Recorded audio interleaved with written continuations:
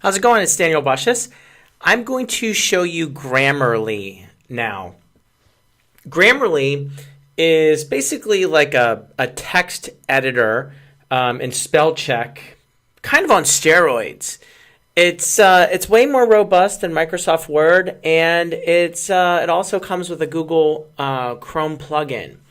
So what you're looking at right now is you're actually looking at my blog post as I'm writing this right now. So if you're watching this, then you're actually, I'm writing this as we do this. So check this out. This is kind of cool. So Grammarly gives you the ability to actually basically grab text that you've written, and I'm going to just copy this, and go over to Grammarly.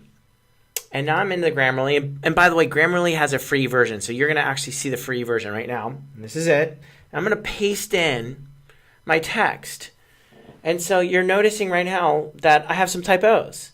And so Grammarly is actually saying like, hey, right here, hey, buddy, you got a typo there. And so it's underlining it kind of this pinkish color, showing me that's wrong and this is right. And all I have to do is click it. And okay, so now I can come down here and I can do the same. And you'll see now it's fixed that text. And I can scroll down and it looks like here I forgot to add a space between the A and the L. And so I can click that and there we go. And so that's basically Grammarly. It's fixed everything. So did I fix that one? Yep. There we go. Yep. And so that's Grammarly, which is pretty awesome.